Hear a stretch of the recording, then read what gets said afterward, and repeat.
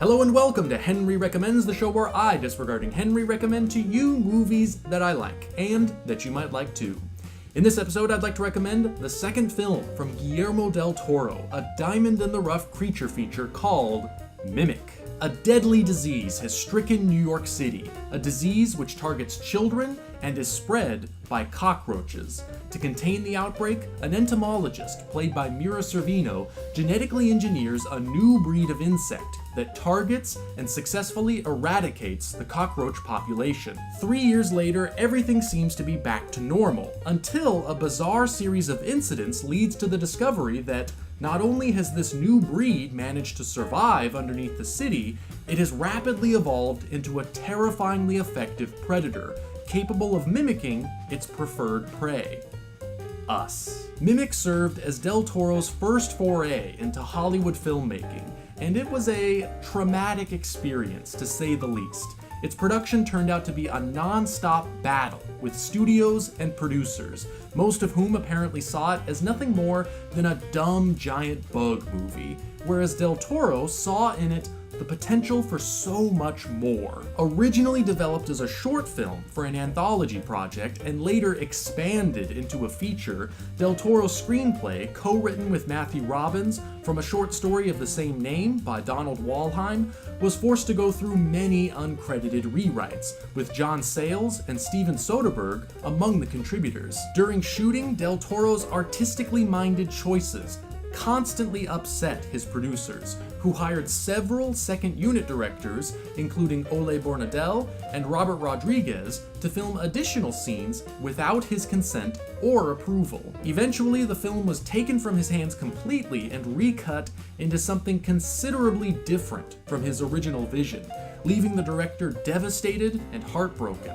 Luckily, 13 years after the film's release, Del Toro was able to reclaim ownership by restoring his original director's cut, or as close to his original director's cut as is now possible, for Mimic's release on Blu-ray in 2011. Despite its turbulent history, its many compromises, and its goofy premise, I think this is a much better film than you expect it to be.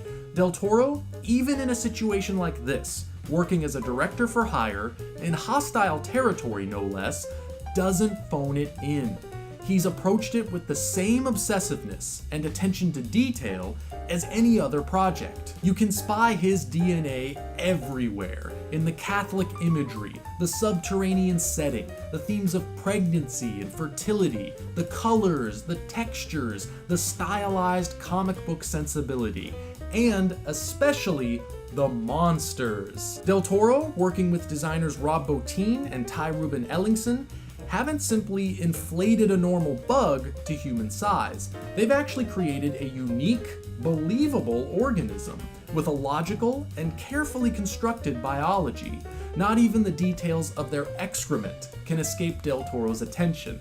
Although the film's CGI effects are now, of course, dated, the many practical effects are still very cool. The film has a pretty amazing cast, which includes Mira Sorvino, Jeremy Northam, Josh Brolin, Giancarlo Giannini, Charles Dutton, F. Murray Abraham, Norman Reedus, and, very briefly, Doug Jones, in his very first appearance in a Del Toro film, as one of the disguised insects. The cinematography by Dan Lauschton makes beautiful use of saturated blues and ambers with rich shadows and moody, persistent darkness, a motif Del Toro has continued to utilize. The production design by Carol Spear creates distinct visual worlds by rendering the human settings with dominant straight lines, while the insect domain is distinguished with rounded shapes and curved architecture. Again, a motif Del Toro has continued to utilize. There's even a stylish title sequence designed by Kyle Cooper, who also created the opening credits sequence for David Fincher's Seven, as well as many other films. Mimic is, admittedly, more of a straightforward horror film than you typically expect of Del Toro.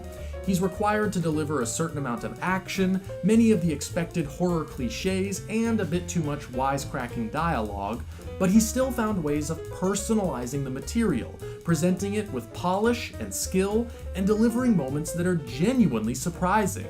It gets off to a slow start, but the second half, in particular, is pretty damn good. This movie may have been a failure, or at least a missed opportunity in certain ways, but with someone like Del Toro, even his failures are more interesting than most other people's successes. You can feel the presence of an artist behind this film, expanding his style, playing with new tools, broadening his canvas, paving the way for future triumphs. Mimic is available on Blu-ray courtesy of Lionsgate, and even if you're not too keen on it, I still think it's worth owning just for Del Toro's candid and fascinating audio commentary.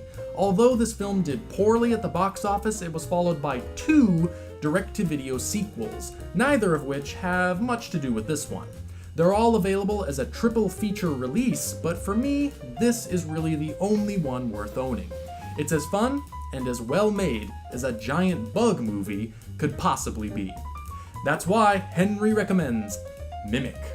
Sayonara.